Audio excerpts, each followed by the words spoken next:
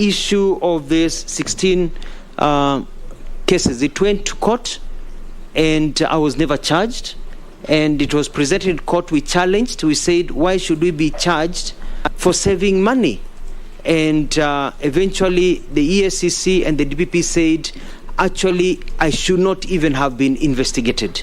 I should have been given an award. And a consent was written, and it was written clearly that I'll never be investigated of those charges because no money was lost. Did the award arrive? Through the blessings of God. And lastly, there's a question, Mr. Chairman, about branding Maendeleo Chap Chap. Maendeleo Chap Chap was my slogan, which I came up with as soon as I was sworn in. And so it was not a political party.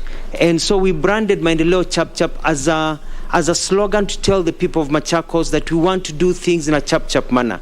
We're able to build a stadium in 4 weeks that is now FIFA approved. We build a people's park. We build a road that is existing between Makutano Mamwala and Kidimani, 33 kilometers in 3 months. We broke the world record. Maendeleo Chap Chap to serve the people of Machakos and the people of Kenya to show that it is possible. Later on, when Wiper Party and I fell apart, as it is in politics that happens, people said that I should have a party called Maendeleo Chap Chap because that is what I embodied. So that is how the transition went into. It was not branding for a party. It started on day one as a Wiper governor at the time.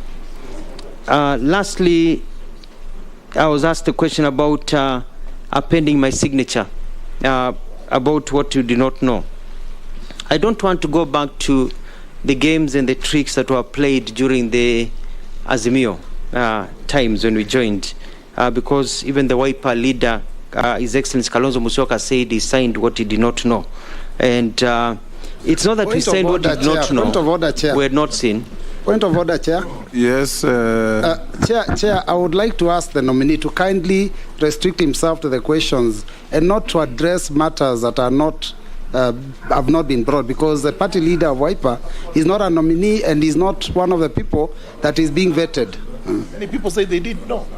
Let him answer the question. I want for to himself. repeat what I said. Let's ask questions and answer them without veering off into any parochial politics.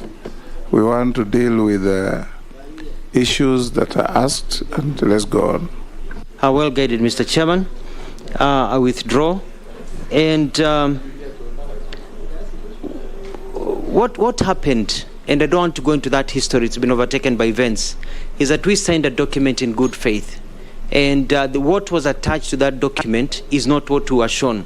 It was totally different.